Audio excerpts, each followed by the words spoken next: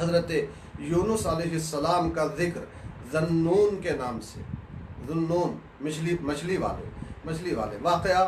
آپ کو معلوم ہوگا کہ آپ قوم کی بے راہ روی سے، ان کے دعوت قبول نہ کرنے سے مایوس ہو کر چل پڑے تھے، تو نتیجہ یہ ہوا کہ آپ کشتی میں جب سوار ہو کے وہاں سے جانے لگے تو کشتی بھنور میں آ گئی، اور اس وقت میں اللہ نے کہا معلوم ہوتا ہے کوئی اپنے مالک سے بغیر اجازت کے بھاگ کر آیا ہے،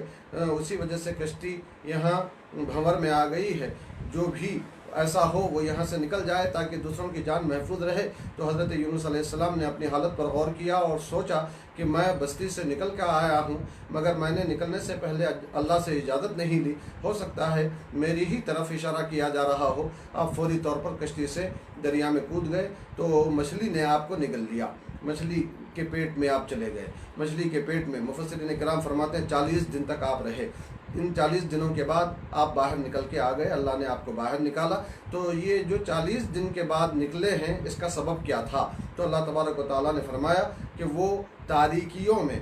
یہ ذکر کرتے رہے۔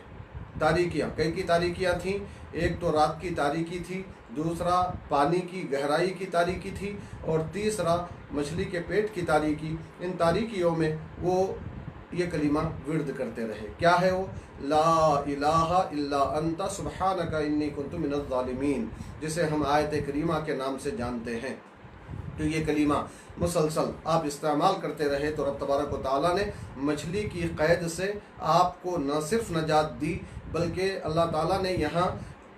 انسانوں کے لیے، مسلمانوں کے لیے ایک بڑا مژدہ سنایا اور فرمایا کہ اسی طرح ہم ایمان والوں کو بھی مصیبتوں سے نجات دیں گے جب وہ یہ کلمہ پڑھیں گے۔ یہی سبب ہے کہ ہم جب کبھی کوئی آفت مصیبت آتی ہے تو فوری طور پر آیت کریمہ کا دسترخوان بچھاتے ہیں، آیت کریمہ کا ورد کرتے ہیں، اس وجہ سے مصیبتیں ٹلتی ہیں۔ تو موجودہ کرونا وائرس کی شکل میں جو